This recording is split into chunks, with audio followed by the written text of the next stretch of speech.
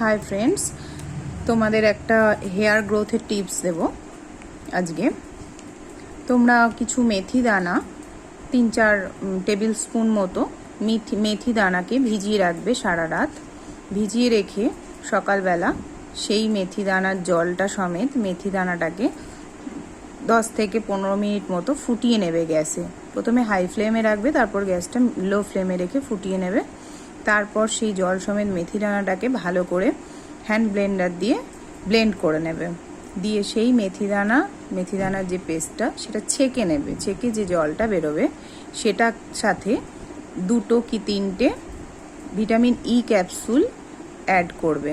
করে তোমরা ওটা একটা স্প্রে বোতলে ঢেলে রেখে ফ্রিজে রেখে দিতে পারো। এইভাবে তোমরা ওটাকে 1 মাস অবধি ওটাকে স্টোর করতে পারবে।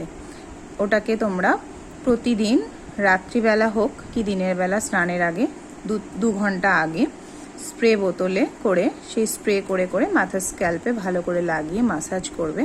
এবং এটা করার পর আমাকে তোমরা 1 মাস পর কমেন্ট করে জানাবে যে সেটাতে তোমরা উপকার পেয়েছো কি পাওনি। Thank you.